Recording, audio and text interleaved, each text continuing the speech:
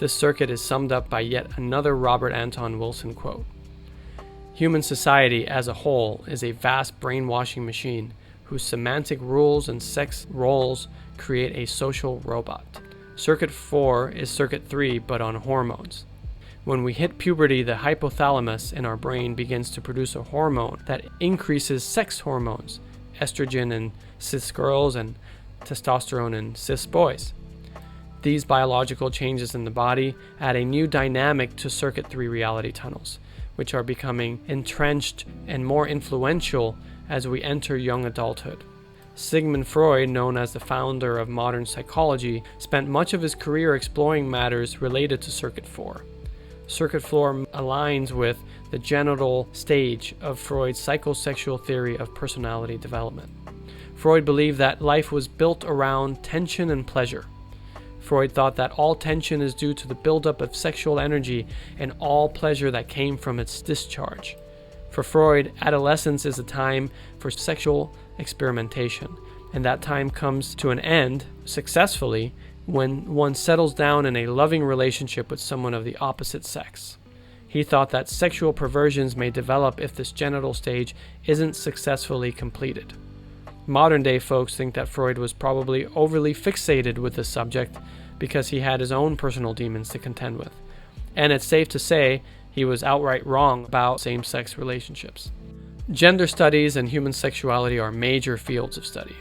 These subjects are too large for an in-depth analysis in this talk, but I will touch upon some recognizable Circuit 4 issues because sex and gender exerts a tremendous amount of influence on one's persona. Every society has rules and norms around sex and reproduction. If someone's sexual desires do not conform to these norms, mainstream society will consider this person unhealthy, immoral, and/or perverted. Some make their resistance to this mainstream sexual culture an essential aspect of their personality. Most others hide their true desires from society. They live in the closet. The closet isn't just about homosexuality.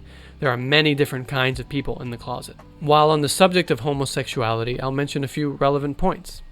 Psychologists considered homosexuality a psychological disorder for many years. The American Kinsey Research Institute has been studying human sexuality since 1947. In the late 1940s, early 1950s, they published a series of books which introduced the Kinsey scale. The Kinsey scale explains how sexuality does not fit into two strict categories, but rather falls on a scale. More and more people now accept sexual orientation is a part of one's intrinsic nature, and LGBTQ plus issues have been increasingly destigmatized, but there are still many cultures that consider sexuality to be binary and homosexuality to be a moral and psychological illness. Unfortunately, punishments for being LGTBQ plus in some cultures can be incredibly severe. So many hide their true desires out of fear, crafting a false heterosexual personality. Switching topics somewhat, as you may recall, imprinting is the process where rapid learning happens within a sensitive period in early life. This rapid learning is instigated by specific experiences that seemingly program and imprint the nervous system to have particular preferences and biases. Anna Aronson published a study in 2013 via Oxford Press that argues that sexual imprinting may provide an explanation both for common and uncommon fetishes. She says it's hard to provide evidence and it's hard to design studies that would generate this evidence, but many people, including myself, believe there is anecdotal evidence for this. British author and podcaster Jon Ronson interviewed men who had very specific sexual fetishes for his Audible series The Butterfly Effect, Season 1. One man enjoyed watching videos of a fully clothed woman leaving her home with suitcases in hand. A small creature would attempt to stop her from leaving. He explained to Ronson that his mother had left him when he was very young. She packed her suitcases and gave him a kiss goodbye. This was, I believe, his only memory of her. This event was imprinted in his nervous system. Another man explained that he had been a foot fetishist ever since he was a young boy when asked to give female friends foot massages. Imprinting seemingly plays a role in some sexual disorders too. Robert Anton Wilson liked to share a Kinsey Institute case where a teenager was about to kiss his girlfriend in a parked car. A police officer shined his flashlight into the car right when he leaned in for the kiss. The young man got so scared at that moment that for the rest of his life, he was not able to sustain an erection when initiating sex. Imprinting may play a role in why former victims of child molestation abuse children themselves. Again, there's so much more that can be said here. The main point is that one's sexual proclivities or behaviors aren't always under one's conscious control. Most societies encourage particular forms of sexual and familial arrangements for cultural and political reasons. If our sexual proclivities are well aligned with society's values, all good. There's no problem. But if they're not aligned, this can lead to all sorts of issues. The urge to take on social sexual identity is strong in even those who don't have sex or never become parents. This leads to some really fascinating behavior. Some anecdotal examples that catch my attention are calling one's partner baby or daddy or mommy. That's pretty commonplace in some cultures. In his Audible series, The Last Days of August, Jon Ronson discusses the phenomenon of older men taking on unhealthy father roles for young women working in the pornography business. There's also the phenomenon of people taking on parental roles for domesticated pets. Well-known dog trainer Cesar Millan doesn't call his clients dog owners, he calls them pet parents. And it's not uncommon to see pets in baby strollers and social media posts about being a dog mommy or a dog daddy. There has been a controversial push for pedophiles to be accepted as a social group, forming organizations like NAMBLA. They argue pedophilia is a sexual orientation. Needless to say, that's not working and strongly disputed by experts. The incel phenomenon is interesting to me. These are men who gather together online and discuss being involuntary celibates. They aren't able to find sexual partners. They consider themselves so unappealing to potential sexual partners that they've created a societal role and a niche culture for themselves. They vent and rage, often spewing hate online. I think most of us can probably see that Freud's idea of sexually well-adjusted adults is unrealistic. No matter how sex-positive modern westernized culture seems to have become, there aren't a lot of people who have found the right balance between social sexual rules and expressing their true desires and identity openly. Many go through life with unsettled issues about their sexual life and desires.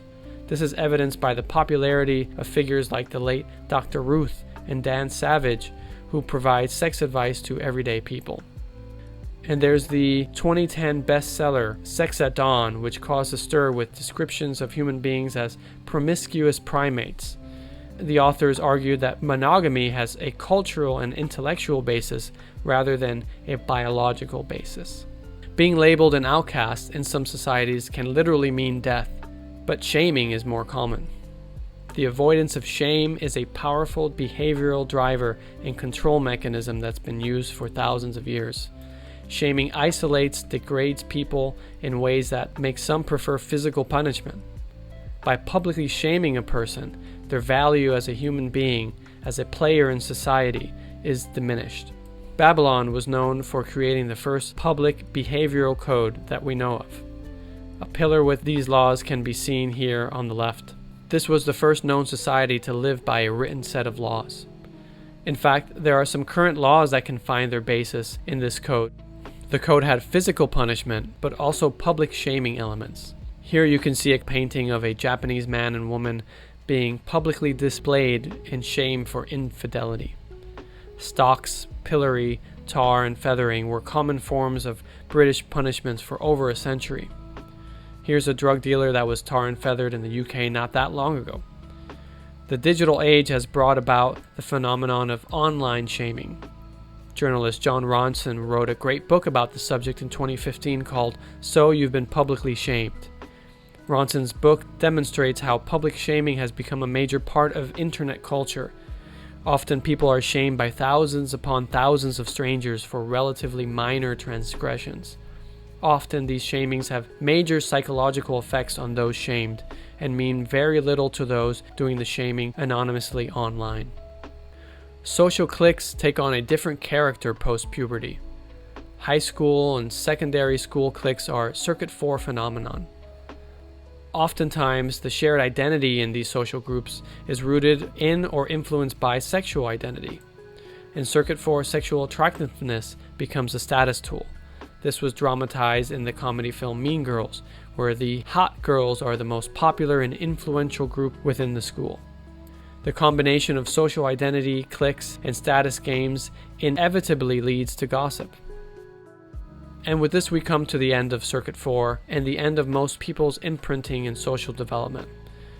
Yes, in later adult years, some of us can experience hard lessons learned or tragedies which reorient and re-imprint some behaviors and attitudes. But much of this is like rearranging furniture in a house. Same old stuff, just in a more comfortable or safe or productive layout. Maybe we learn to round off the edges of our sharpest, most harmful imprints and learn to play social games more effectively. Maybe we learn to accept some of our genuine desires instead of keeping up appearances. Maybe we care less about status as we get older. That's all good, but this isn't transcending the status quo. And frankly, most people don't seem to progress further than the high school clique mentality. After several years of personal experience in the business world, in office environments, and in music, art, and religious social groups, it's clear to me that many never develop past high school mentality.